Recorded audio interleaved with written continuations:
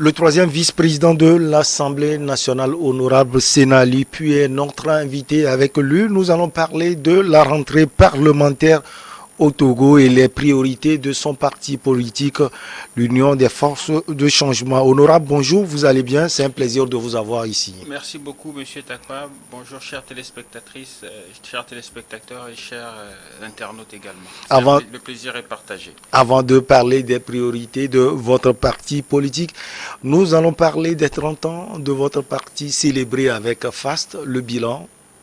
Le bilan, je dirais qu'il est mitigé. C'est-à-dire que sur 30 ans, vous avez une phase qui va de 92 jusqu'à environ 2010, au cours de laquelle nous étions dans une posture de confrontation.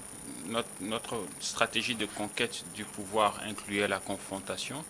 Et à partir de 2010, nous avons changé de stratégie. Nous avons décidé de poursuivre la phase de conquête de pouvoir par des élections et par une approche moins confrontationnelle, c'est-à-dire que par la discussion, par le dialogue, et en nous assurant que notre parti continue à travailler de façon pacifique, de façon à ce que l'alternance soit une alternance plutôt pacifique. Et donc, récemment, le début février, quand vous lisez même le message du président national, il reste dans cette dynamique-là de dialogue, de discussion. Mais nous sommes toujours en train de travailler pour qu'il y ait une alternance, puisque c'est une préoccupation importante pour nombre de Togolais. Et nous souhaitons que cette alternance soit pacifique et que cette alternance rassemble les Togolais plutôt que de les diviser davantage. Alors, que retenir en termes du bilan de la dernière session parlementaire, honorable? En termes de bilan, je dirais que le bilan est également mitigé parce que bien entendu, nous sommes minoritaires au Parlement. Nous sommes un parti d'opposition et il y a beaucoup de choses que si nous étions en majorité, nous aurions fait différemment et que nous estimons auraient apporté plus de liberté et plus de prospérité aux Togolais. Mais nous sommes dans un contexte sanitaire, sécuritaire et économique délicat. Nous avons une crise sur ces trois fronts-là et nous estimons que quand nous sommes en période de crise, quel qu'en soit ce que vous pensez, que vous ayez raison ou tort, ce n'est pas le moment de ramer dans votre direction parce que vous estimez avoir raison. Il faut que nous ramions tous dans la même direction pour sortir de crise. Et une fois que nous sommes sortis de crise ou qu'il y a une sorte d'accalmie, on peut maintenant discuter de quelle est la direction qui est la meilleure que nous devons emprunter pour augmenter la qualité de vie et améliorer les conditions de vie des Togolais. En dehors d'une période où il y a accalmie, où on peut avoir donc ces débats de fond, il y a aussi les périodes électorales qui arrivent tous les 5 ans de façon cyclique, qui permettent à chaque parti politique de vendre son projet et de dire aux Togolais qu'est-ce qu'il ferait différemment si le pouvoir lui était confié, s'il était en capacité. Donc pour nous, le bilan est mitigé parce que, bon, on voit le gouvernement faire, il y a des choses qu'on aurait fait différemment, mais le contexte fait que c'était une session budgétaire, nous avons adopté le budget. C'est le budget, il faut le dire, qui a le montant le plus élevé que le Togo n'ait jamais connu. Le budget que nous avons adopté est un budget de 1779 milliards environ, contre 1638 l'année précédente. Mais ce 1638 ensuite a été ajusté un peu à la hausse. Donc on a une hausse de près de 134 milliards d'une année à l'autre. Donc le budget, lui, va de façon croissante. Juste pour vous donner une idée de d'où est-ce qu'on vient, il y a juste 10 ou 15 ans, en 2005, le budget du Togo tournait autour de 250 milliards. Donc on est à presque 1800 milliards. Bon, vous me direz qu'on ne mange pas le budget quand on va au marché pour acheter du maïs.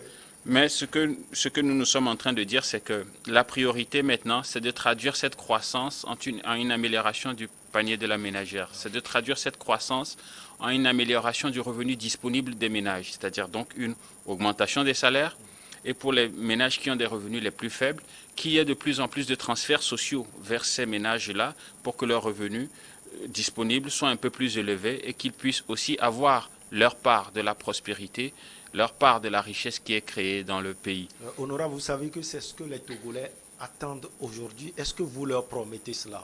Je ne fais pas de promesses, d'autant que je suis dans l'opposition.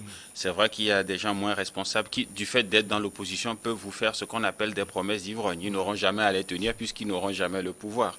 Mais je pense que quand on a une certaine responsabilité, il faut, et qu'on connaît comment fonctionne un État. Nous avons la culture du gouvernement. Notre parti a passé 9 ans au gouvernement, donc on ne peut plus se permettre de faire des promesses en l'air.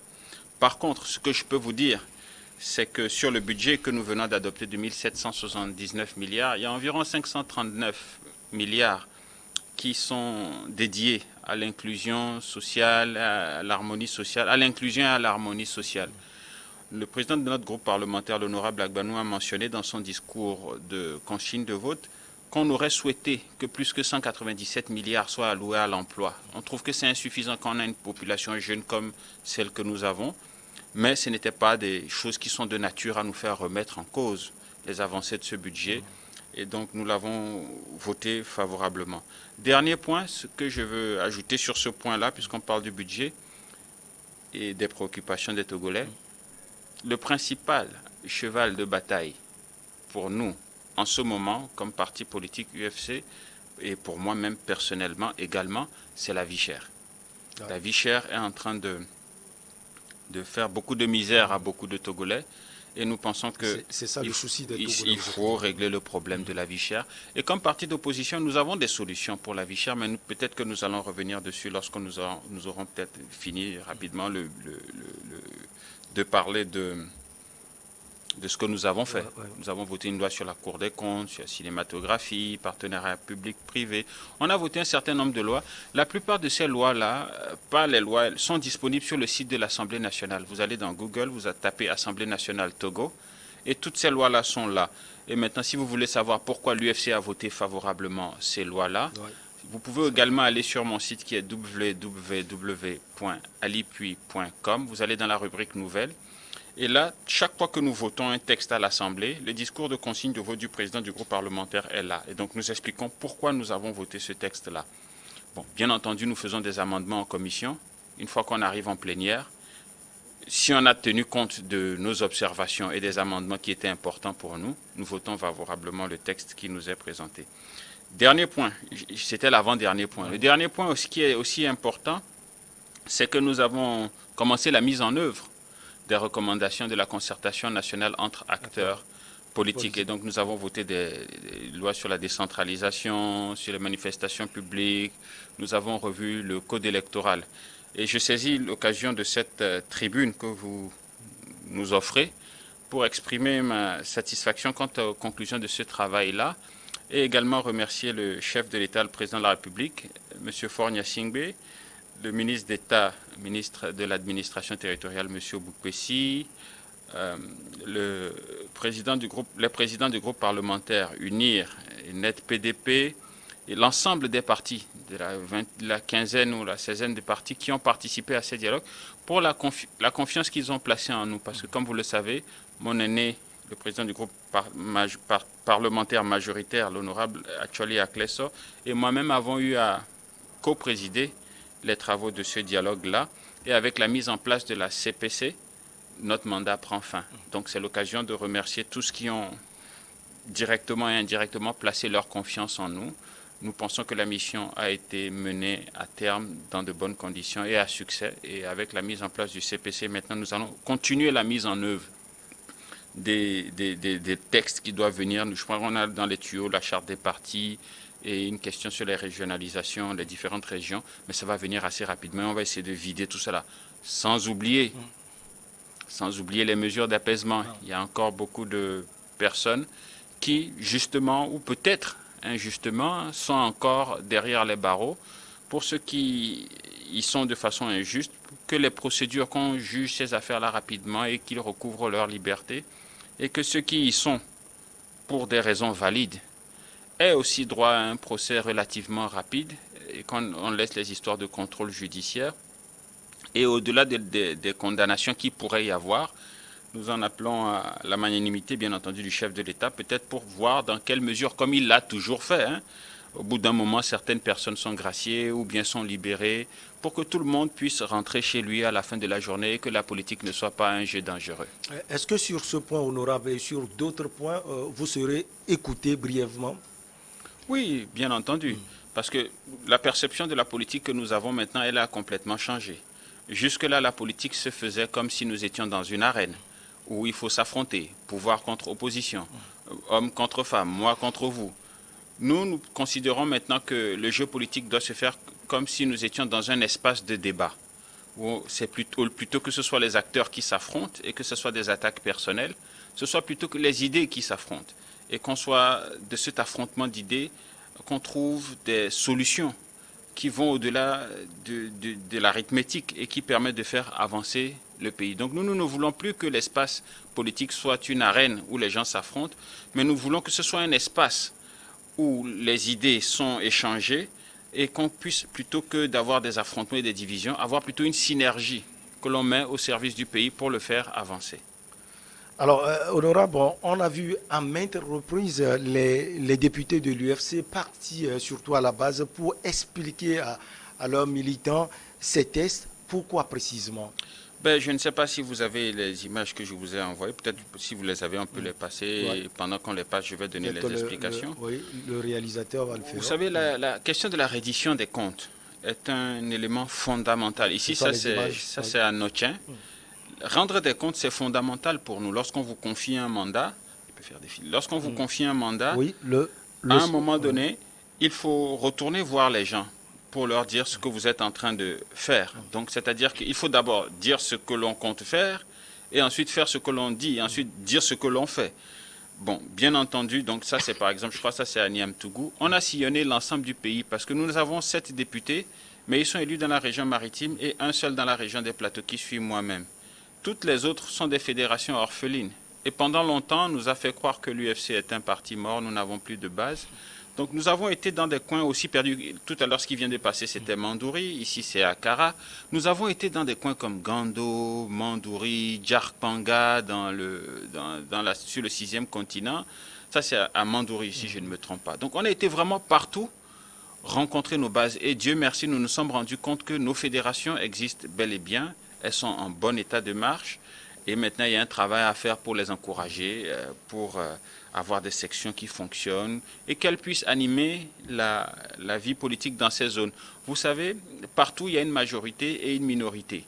Même si nous sommes minoritaires, nous avons notre grain de sel à apporter. Vous êtes minoritaire partout, honorable? Non, il y a des zones dans lesquelles nous sommes mieux établis qu'ailleurs. Si vous prenez par exemple une zone comme Notien, nous avons eu vraiment, même au niveau juste des cadres, full. Vous invitez une trentaine de personnes, mais vous voyez que la structure va jusqu'à quasiment 60. Bon, il y a des coins comme Bassar où vous allez, c'est la galère là-bas. On a à peine une dizaine de personnes. Quand on en attend une vingtaine et une trentaine. Blita, on n'en parle pas, on était peut-être 6 ou 7. Donc bien entendu, le parti au pouvoir a ses fiefs. Nous avons une présence là, mais nous ne sommes pas majoritaires. Et nous n'avons pas de grandes ambitions dans ces zones-là. Par contre, les zones où nous estimons avoir un bon ancrage, nous allons mettre le paquet pour que peut-être à la prochaine législature, même si c'est 5 députés que nous sommes, il y ait au moins un peut-être par région, qu'on soit représentatif, que ça représente le Togo. Si c'est 10 ou 15 que nous sommes, que toutes les parties soient représentées pour qu'on en ait peut-être quelques-uns dans le Grand Nord, Tone, Dapaon, Mango. Bon, si on n'a même rien dans la Cara, c'est pas la mer à boire, mais bon, ce que je veux dire, c'est qu'on est quand même une présence nationale. On ne veut plus être dans des schémas de un parti pour le Sud, un parti pour le Nord. Union est présent sur l'ensemble de l'échiquier. Ils ont des députés partout.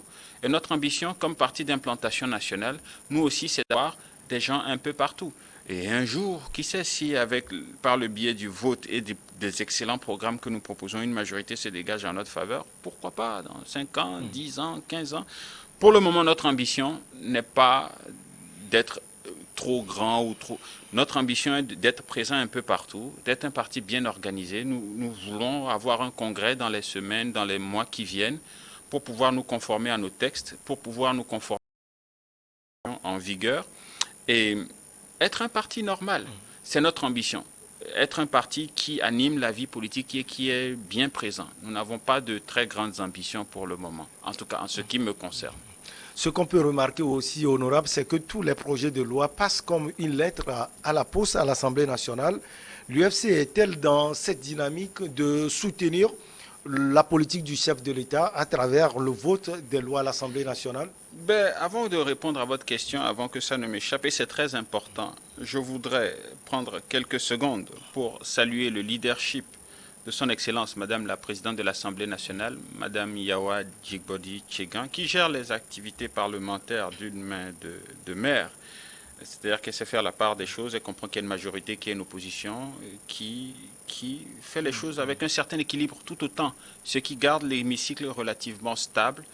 Et ce que je dirais, quand vous dites qu'on fait passer les choses comme une lettre à la poste, c'est que nous, à l'UFC, nous soutenons les politiques qui sont favorables au Togo.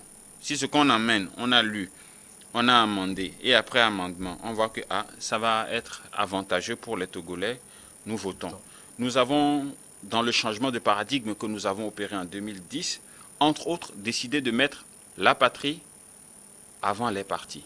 C'est-à-dire que quand on amène quelque chose, on ne regarde pas qui amène ce qu'on amène. Ça peut être l'opposition, ça peut être la majorité. On regarde, est-ce que ça arrange le Togo? Qu'est-ce que les Togolais gagnent dans cette affaire? Bon, même si le texte n'est pas parfait, est-ce qu'on va pouvoir l'améliorer avec le temps? Donc, c'est dans cette démarche-là que nous sommes, et c'est une démarche où les choses se font graduellement, sans bruit. Il y a beaucoup de discussions difficiles que nous avons en commission, et avec pas des joutes verbales, mais argument contre argument. Et une fois que les textes sont amendés, ils arrivent en plénière. Bon, malheureusement, les gens ne voient les choses qu'en plénière, en bout de piste. Ouais. On se dit, on voit tout le monde lever la main, dire, oh, c'est une assemblée monocolore, il n'y a pas de débat. Même au sein de la majorité présidentielle du parti Unir, il y a débat. Tout le monde n'est pas d'accord. Ce sont des êtres humains. Il n'y a que les moutons qui sont tous d'accord sur la même chose et ce n'est pas leur cas. Donc il y a des débats, sauf que nous ne sommes pas des gens qui faisons du bruit. Et eux aussi ne font pas de bruit. Donc on discute, on trouve des arrangements, on fait des amendements. Et c'est ça, à vrai dire, la politique. Il faut dire la vérité aux Togolais à un moment donné.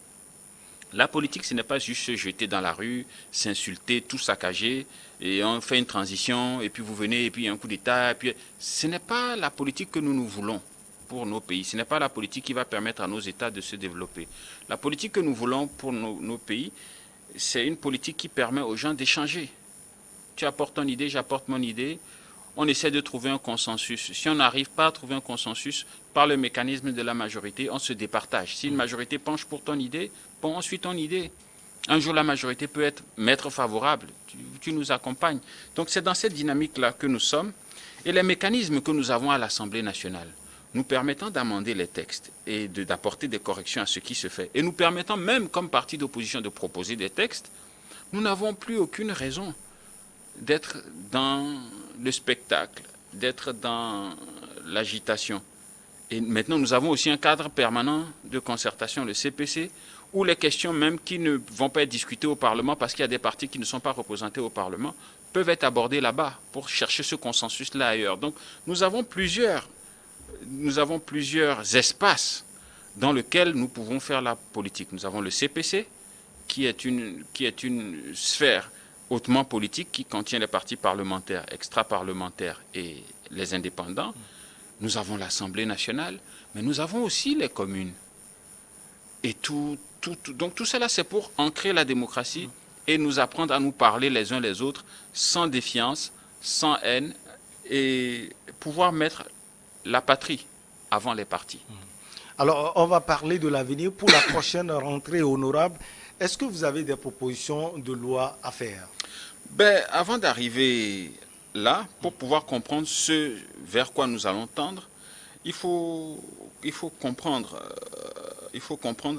quelle est notre grille d'analyse, c'est-à-dire que comment nous fonctionnons et pourquoi nous sommes comme nous sommes et pourquoi nous faisons ce que nous faisons. Nous, en allant aux élections législatives en 2018, nous avions notre propre grille avec un programme de société que je crois avoir envoyé il y a déjà longtemps, mais que je pourrais vous renvoyer. Et au jour d'aujourd'hui, à l'Assemblée, nous avons le président du groupe parlementaire, un homme de terrain, le dynamique président Agbanou, et nous avons moi-même et les autres députés, que je félicite au passage. Nous avons une grille d'analyse qui est articulée autour de 5D. Démocratie, défense, développement, décentralisation, diplomatie. Pour le moment, on en est à 5D. Éventuellement, ça va peut-être être 7, puisqu'il y a la question de la diaspora, qui est un groupe important, et la question de la durabilité, de tout ce qui se fait parmi ces 5D. Si vous prenez la démocratie, l'axe démocratie, vous avez des choses comme des priorités pour nous, la mise en place d'un cadre permanent de dialogue, donc ça c'est fait. Nous avons les élections régionales, c'est une priorité sur laquelle nous travaillons, ça se fait. Nous tenons à ce que le gouvernement continue la politique de gouvernance partagée pour permettre à l'opposition d'être représentée dans toutes les institutions. Ça, c'est un travail ongoing, c'est-à-dire qui se fait de façon continue. Nous voulons une démocratie plus inclusive, donc il faut continuer à institutionnaliser le CFO et ceux qui sont à la marge, comme le PNP, certains partis comme la DMK et d'autres qui ne sont pas encore revenus dans le jeu politique, il faut trouver un mécanisme pour les faire revenir dans le jeu. Et ça, ce n'est pas un travail qui se fait sur un plateau de télé, donc on va laisser ça de côté. Et bien entendu, je vous parlais tout à l'heure des mesures d'apaisement. Je pense ici à un Jimo Oré qui a fait des choses graves, qui a été condamné par la justice, mais est-ce qu'à cette étape-ci, il a encore besoin d'être en prison? La question reste entière. En tout cas, la justice a fait... Aussi. Lui, je ne le connais pas, et il paraît que lui, vraiment, il a abusé. Mais bon, s'il reconnaît son erreur, qui ne pêche pas parmi nous, qui ne fait pas d'erreur? Moi-même, je fais plein d'erreurs, mais je ne suis pas en prison. Je veux dire, on a toujours besoin que quelqu'un nous pardonne. Bon, lui accorder le pardon, s'il reconnaît que ce qu'il fait n'est pas bon, est-ce que c'est une mauvaise chose?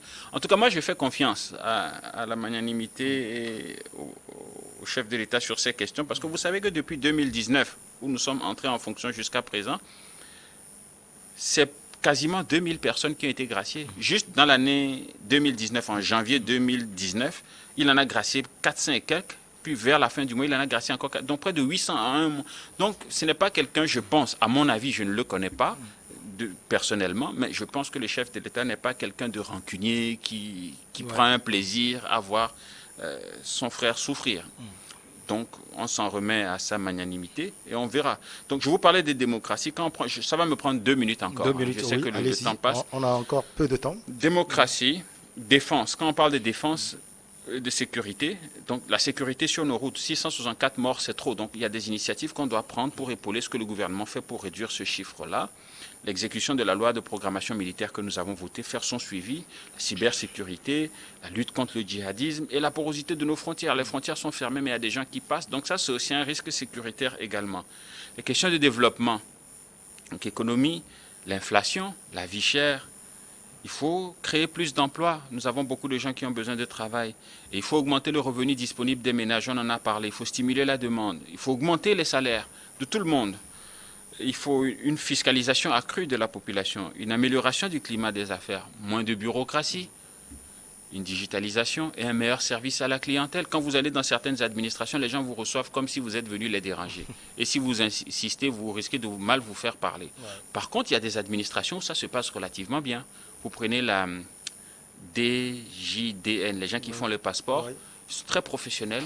Vous allez à l'aéroport, très très professionnel. Bon, il y a quelques brebis noires, mais en gros, très professionnel. Si on peut faire de l'émulation et répandre ça sur les autres administrations, ça va aider. Décentralisation, mise en place des régions, mise en place d'un Sénat, un financement adéquat des communes, formation des conseillers municipaux, transfert accru de pouvoir vers les communes. Moi, le Togo, comme je le vois demain, j'aimerais que des services comme la police, les hôpitaux, les écoles, les routes municipales, les questions de certificat de nationalité, faire l'état civil, que ça dépende des communes. Donc même si on a une administration centrale, elle décentralise. Donc je regarde le temps, ne vous inquiétez pas, j'ai quasiment fini, il me reste un D. La diplomatie, on veut faire du Togo un carrefour de rencontres internationales. La diplomatie parlementaire. Vous savez que je suis député de la CEDEAO et de l'Union africaine. Pour nous, l'intégration, c'est une réalité. Il faut qu'il y ait une sorte de triple intégration. Une intégration d'abord sous-régionale au niveau de la CEDEAO, puis continentale au niveau de l'Afrique. Et maintenant, il faut une intégration entre l'Europe et l'Afrique, parce que nos destins sont liés. Si quelqu'un pense pouvoir se débarrasser de son ami, c'est là qu'il tombe dans un problème encore plus grave que celui auquel il essaie d'échapper. Donc il faut qu'on chacun voit où sont ses intérêts, et qu'on trouve un mécanisme qui permette à chacun de vivre correctement sans nuire à l'autre. Donc on a parlé de diaspora, mais ça va être pour une autre fois. Parce que vous savez, la diaspora nous apporte autant d'argent que l'aide publique au développement. Donc elle peut être un levier pour faire décoller le Togo. Donc voilà les grilles que nous regardons. Vous amenez un sujet qui touche ces choses-là, ça fait partie de nos priorités, nous allons vous accompagner. Et c'est des choses pour lesquelles nous sommes préoccupés. Et ce sont les priorités aussi pour la nouvelle rentrée. Jusqu'à la fin du mandat, et donc avec la rentrée qui vient, tout ce qu'on va nous apporter comme texte, on va voir en quoi c'est relié à ces priorités-là, et on va travailler dans ce sens-là, pour que quand même Il y a ce que nous appelons à l'UFC les 4 E et les 3 S. 4 E, eau, électricité, emploi et éducation, et 3 S, santé, sécurité et salubrité. Ces choses-là, ces services-là doivent être disponibles en quantité et en qualité sur toute l'étendue du territoire. Vous devez pouvoir aller vous installer à Djarkpanga et avoir de l'eau courante dans votre robinet, de l'électricité, pouvoir trouver un emploi, mettre votre enfant à l'école. Si quelqu'un est malade, pouvoir l'emmener à l'hôpital sans nécessairement payer et trouver un mécanisme indirect pour vous faire contribuer à la caisse de santé du pays, au système d'assurance. Vous devez être en sécurité et vous devez vivre dans un environnement propre. Le bonheur ne doit pas être pour certains Togolais et pas pour d'autres. Nous voulons que ce soit des services standards à l'échelle du pays. Et ce sont donc là nos priorités. Et je terminerai en vous disant qu'en 2018, lorsque nous allions en campagne, nous avions décidé de prioriser 5 groupes. Donc 5D, 5 groupes. En premier, les forces de défense et de sécurité, qui prennent de gros risques et qui assurent notre paix. Le corps enseignant, qui forme les Togolais de demain. Le corps médical, les fonctionnaires de l'administration publique. Et dans un autre groupe, vous avez les enfants, les personnes âgées, les handicapés, tous qui sont vulnérables. Ces 5 groupes-là, l'essentiel de nos revenus allait aller pour augmenter d'abord leur salaire, leur assurer une bonne assurance quand ils travaillent, leur assurer une retraite pour que quand ils vont à la retraite, ils puissent avoir une maison, au moins un petit véhicule, et que tous ces sacrifices qu'ils ont faits pour maintenir le pays debout ne les emmènent pas à toucher une pension de 20 000, 30 000 et à vivre comme des gens vulnérables, alors qu'ils ont sacrifié leur vie. Donc ce sont les corps prioritaires pour nous. Bon, on n'a pas souvent le temps d'aller dans les détails, mais un jour peut-être, ou peut-être pendant la campagne. Oui, pourquoi pas. Alors, honorable, dites-nous, depuis que vous êtes député à l'Assemblée nationale, quel débat parlementaire vous a le plus marqué? Le débat parlementaire qui m'a le plus marqué, bien entendu, c'est en mai 2019, les réformes institutionnelles et constitutionnelles. On a eu débat en salle, on a eu débat hors salle. Ça a été chaud. C'était ça la politique. Et je revois encore mes aînés, feu André Johnson et le président Kodjo, le premier ministre Agbeome Kodjo, Jerry Tahama et les autres. Cette synergie-là, bon, moi j'étais encore petit à l'époque, mais façon de dire que, en train d'échanger les idées, en train de voir comment est-ce qu'on allait faire pour limiter le mandat et trouver un compromis avec le parti au pouvoir. Donc c'est des choses que nous avons réussi. Et j'aimerais bien voir tous ces gens-là un jour revenir au pays. Moi, je ne suis pas celui qui soit content de voir le Premier ministre Kodjo en dehors de nos frontières. Mais je suis persuadé que par les voies du dialogue et au fil du temps, il y aura un compromis qui va permettre à tout le monde de rentrer, que la politique sera plus inclusive. Un objectif particulier de votre parti politique, surtout à atteindre au cours de la prochaine rentrée parlementaire? Je vous disais que nous avons un problème de vie chère dans le pays. C'est ça l'objectif. Dans l'immédiat, si on devait vraiment faire quelque chose pour baisser la vie chère, il faut augmenter le SMIC. Moi, je pense à 50 000, mais le gouvernement appréciera. Il faut réduire la TVA. Il faut supprimer les péages et continuer à subventionner le prix du carburant pour peut-être voir le geler pour qu'on n'ait pas la surprise qu'il soit augmenté. Il faut réouvrir les frontières terrestres et alléger les mesures anti-Covid. Vous savez que nous avons 79 cas de Covid en ce moment, ce qui est une bonne chose. Le gouvernement fait du bon travail. Par rapport aux autres pays. Par rapport aux autres pays, mais c'est surtout les populations. Parce que le gouvernement dit faites ceci, faites cela, mais si les gens ne suivent pas. Donc moi, je tiens à féliciter les populations pour cette résilience et cette capacité à lutter contre la Covid, et les forces de défense et de sécurité aussi, naturellement, qui ont repoussé les djihadistes. Toutes mes félicitations, et qui nous permettent également de lutter contre la Covid. Et donc, je vous parlais des mesures. Également lutter contre la corruption et taxer les produits de luxe. Bon, bien entendu, pour les PME, qui sont le principal tissu économique. Vous savez, quand vous êtes un gros investisseur, je terminerai avec ça. Quand vous êtes un gros investisseur, vous voulez venir investir dans un pays comme le Togo, c'est vrai, vous regardez les avantages que le gouvernement vous donne, mais vous regardez également dans quel environnement évoluent les PME. Donc il faut vraiment des mesures comme baisser l'impôt des sociétés industrielles à moins de 20%, des sociétés commerciales autour de 20%, faciliter l'accès au crédit, réduire les formalités administratives pour que les PME puissent souffler et que les grandes entreprises, quand elles viennent investir ici, forcément, elles vont s'appuyer sur les PME pour faire une partie du travail, qu'on puisse avancer. Donc maintenant, je vous vois, vous avez envie de dire, bon, merci beaucoup, au revoir, à très bientôt. Non, Le temps est écoulé. j'allais plutôt dire c'est toujours un plaisir de vous avoir ici. Vous avez sans doute en 30 secondes un dernier mot honorable. Oui, vous savez, j'ai remercié le chef de l'État, la présidente de l'Assemblée, tout le monde, mais je dois également remercier le président national de notre parti, le chef de file de l'opposition. Ouais. Et Il va bien? Il va très bien. Et justement, on continue à institutionnaliser le CFO, mais il a demandé qu'on fasse une petite pause en ce moment. Il va arriver bientôt. Il a des remaniements à faire dans son cabinet, des choses. Donc il va très bien. Et je tiens aussi à saluer l'ambassadeur des États-Unis qui s'en va bientôt, Eric Stromayer. Ouais. Merci pour son accompagnement, merci pour sa disponibilité. C'est des gens qui ont été aux côtés du peuple togolais et qui ont toujours essayé de voir comment est-ce qu'on peut aider le Togo à avancer. Je pense qu'au moment où il s'en va, il faut le dire publiquement et le remercier. Et en mot de fin, je dirais que il faut que cette session parlementaire dans laquelle nous entrons soit une occasion pour nous tous, majorité comme opposition, de faire plus et mieux, alléger le panier de la ménagère et faire de notre pays terre d'applaudir lors de l'humanité. Il faut faire de ce pays un pays émergent dans lequel les Togolais sont à l'aise à l'horizon 2030. Je vous remercie. Et c'est nous qui vous remercions, honorable Sénat Alipu, pour votre disponibilité et surtout pour votre ouverture. On se retrouve la prochaine fois. On espère avoir plus de temps. Merci beaucoup à vous, honorable. On marque la pause pour le journal et derrière, on reçoit nos invités pour Regard Croisé.